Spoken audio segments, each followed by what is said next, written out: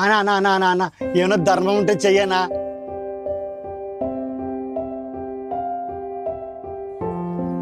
నీకు దొరకదు. దొరకదా?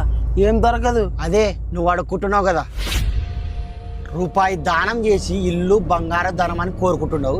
ఇవన్నీ దొరుకుతాయి అనుకుంటువే. నా డబ్బులు ఇచ్చినోడికే నీతులు చెప్తావా నువ్వు? నానేం నీకు ఎదురు చెప్తలేను, నీకు అర్థమవుతాడు చెప్తున్నా అంతే. నీలోన రెండు తప్పులు. ఒకటి, ఆ దేవుని కోరికలు కోరుకుంటావు కదా, నువ్వు కోరిన కోరికలల్లా తీరుస్తాడు, కానీ ఆ దేవుడు ఎక్కడో ఉండడు, నీ చుట్టుపక్కలోనే ఉంటాడు. అంటే ఇప్పుడు పైన దేవుడు లేడంటావు? లేడు. రెండోది వచ్చేసి నీ స్వార్థం కొరకు నువ్వు దానం చేస్తున్నావు. అంటే దానం చేసేప్పుడు నా మనసులో ఉన్న కోరిక కోరుకోవడం తప్ప? అది కూడా నీ స్వార్థమే. ఏం చేస్తున్నావు? పైన దేవుడు లేడంటావు, నా దానాలు ధర్మాలు ఏంటి చేయాల? నా డబ్బులు నాకు ఆడుంటాయి. నువ్వు చెప్పినట్టు ఆ దేవుడు పైన లేడు, నీ పక్కనే ఉన్నాడు. చూడు రూపాయి కాదు నా చెల్లికి అన్ని తీసుకో దేవుడా. నాకు తెలిసిలే మీ మనుషులంతా స్వార్థం నాయలు, మీ స్వార్థాల కొరకు దానాలు చేస్తారు. నీ బతుకు అయిపోయింది.